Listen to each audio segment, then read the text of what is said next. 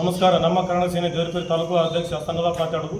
ಪಟ್ಟಣದ ಹೊಸನಗರದಲ್ಲಿರ್ತಕ್ಕಂಥ ಸಮುದಾಯ ಆರೋಗ್ಯ ಕೇಂದ್ರ ಕಟ್ಟಡವಾಗಿ 6 ತಿಂಗಳಾಯಿತು, ಇನ್ನೂವರೆಗೂ ಉದ್ಘಾಟನೆ ಆಗಿಲ್ಲ. ಜಿಲ್ಲಾ ಉಸ್ತುವಾರಿ ಸಚಿವರಾದ MB ಪಾಟೀಲ್ ಸಾಹೇಬರಿಗೆ 2 ಸಲ ಮನವಿ ಕೊಟ್ಟಿದ್ದೆವು. ಮತಕ್ಷೇತ್ರದ ಶಾಸಕರಾದ ರಾಜಗೌಡ ಪಾಟೀಲ್ ಸಾಹೇಬರಿಗೆ 1 ಸಲ ಮನವಿ ಕೊಟ್ಟಿದ್ದೆವು. ಯಾವುದೇ ರೀತಿಯ ಸ್ಪಂದನೆ ಆಗಿಲ್ಲ. ದೇವರಪೇಟೆಗೆ ಲೋಕಲ್ ಸುಮಾರು 20 ರಿಂದ 25 ಸಾವಿರ ಜನಸಂಖ್ಯೆ ಇರೋದರಿಂದ ಬಡಜನತವರ ಅದರ ಸಂಬಂಧ ಆದಷ್ಟು ಬೇಗ ಸರ್ಕಾರ ದವಾಖಾನೆ ಉದ್ಘಾಟನೆ ಮಾಡಬೇಕು. ಉದ್ಘಾಟನೆ ಮಾಡದೇ ಇದ್ದಲ್ಲಿ ದಿನಾಂಕ 30/4/2026 ಧರಣಿ ಸತ್ಯಾಗ್ರಹ ತಾಲೂಕು ದಂಡಾಧಿಕಾರಿ ಕಚೇರಿ ಎದುರು ಧರಣಿ ಸತ್ಯಾಗ್ರಹ ಕೈಗೊಳ್ಳುತ್ತೆಂದು ಈ ಮೂಲಕ ನಾನು ಹೇಳ್ತೇನೆ.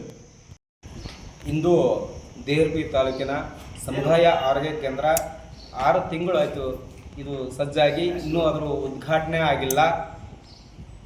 ಇಲ್ಲಿ ದೇವರಪೇಟೆ ನಮ್ಮ ಕರ್ನಾಟಕ ಸೇನೆ ಹಾಗೂ ಕರ್ನಾಟಕ ರಾಜ್ಯ ರೈತ ಸಂಘ ವತಿಯಿಂದ ಹಲವಾರು ಬಾರಿ ಮನವಿಯನ್ನು ಮಾಡಿಕೊಂಡಿದ್ವಿ ಮಾನ್ಯ ಉಸ್ತುವಾರಿ ಮಿನಿಸ್ಟ್ರಿಗಳಿಗೆ ಮತ್ತು ತಹಸೀಲ್ದಾರ್ ಸಾಹೇಬರಿಗೆ, ಶಾಸಕರಿಗೂ. ಹಾಗಾಗಿ ಇನ್ನೂ ನಾವು ಏನು ಹೇಳ್ತಾ ಇದ್ದೇವಪ್ಪ ಅಂತಂದ್ರೆ ಅತಿ ಬೇಗನೆ ಇದನ್ನು ಉದ್ಘಾಟನೆ ಮಾಡಬೇಕು. ಬಡವರಿಗೆ, ರೈತರಿಗೆ, ದಲಿತರಿಗೆ ಅನುಕೂಲ ಆಗ್ತೈತಿ. ಯಾಕಂದರೆ ಇಂಥ ಬಿಜಾಪುರ ಜಿಲ್ಲೆಯಲ್ಲಿ ದೇವರಪೇಟೆ ತಾಲೂಕಿಗೆ ಭಾಳ ಇಲ್ಲಿ ಏನು ಯಾರು ಕೇರ್ ಮಾಡೋರು ಯಾರೂ ಇಲ್ಲ.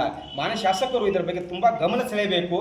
ಇಲ್ಲಪ್ಪ ಅಂದ್ರೆ ಮಾನ್ಯ ಉಸ್ತುವಾರಿ ಮಿನಿಸ್ಟ್ರು ಇದನ್ನು ಶೀಘ್ರದಲ್ಲೇ ಉದ್ಘಾಟನೆ ಮಾಡಬೇಕಾಗ್ತದೆ. ಇಲ್ಲಪ್ಪ ಅಂತಂದರೆ ನಮ್ಮ ಪ್ರಗತಿಪರ ಸಂಘಟನೆಗಳ ಕೂಡಿ ರಾಷ್ಟ್ರೀಯ ಹೆದ್ದಾರಿಯನ್ನು ತಡೆದು ಒಂದು ಉಗ್ರವಾದಂಥ ಹೋರಾಟ ಮಾಡಬೇಕಾಗ್ತದ. ಮುಂದಿನ ದಿನಮಾನದಲ್ಲಿ ತಾವು ಈಗ ಬೇಗ ಎಚ್ಚೆತ್ತುಕೊಂಡು ತಾವು ಇದನ್ನು ಉದ್ಘಾಟನೆ ಮಾಡಬೇಕು. ಮಾನ್ಯ ತಹಸೀಲ್ದಾರ್ ಸಾಹೇಬರಿಗೂ ನಾವು ಮನವಿಯನ್ನು ಕೊಡ್ತಾ ಇದ್ದೀವಿ. ಆ ಮನವಿ ಮುಖಾಂತರ ಕೇಳ್ಕೊತಾ ಇದ್ದೀವಿ, ಬೇಗ ಮೇಲಿನ ಅಧಿಕಾರಿಗಳಾದಂಥ DH ಸಾಹೇಬರಿಗೂ ಫೋನ್ ಮಾಡಿದ್ವಿ, ಫೋನ್ ರಿಸೀವ್ ಮಾಡೋಕ್ಕೆ ಇರಲಿಲ್ಲ.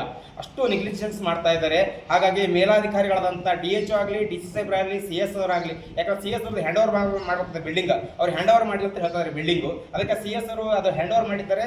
ಇವರು DH ಅವರು ಉದ್ಘಾಟನೆ ಮಾಡೋಕ್ಕೆ ಡೇಟ್ ತೊಗೋಬೇಕಾಗ್ತದೆ. ಹಾಗಾಗಿ ನಾವು ತಹಸೀಲ್ದಾರ್ ಸಾಹೇಬರಿಗೂ ಕೇಳ್ಕೊತಾ ಇದ್ದೀವಿ, ಏನಪ್ಪ ಅನ್ನಪ್ಪ ಅಂದ್ರೆ ಇದನ್ನು ಇವತ್ತನೇ ಇದನ್ನು ಮೇಲಾಧಿಕಾರಿಗಳು ತಿಳಿಸ್ಬೇಕಾಗ್ತದೆ. ಇಲ್ಲಪ್ಪ ಅಂದ್ರೆ ಎಲ್ಲ ಸೇನೆ ಹೋರಾಟಗಾರರು ಕೂಡಿಕೊಂಡು ಒಂದು ದೊಡ್ಡವಂಥ ಹೋರಾಟ ದೇವರಪೇಟೆಯಲ್ಲಿ ಹಮ್ಮಿಕೊಳ್ಬೇಕಂತ ನಾನು ಹೇಳ್ತಾ ಇದ್ದೀನಿ.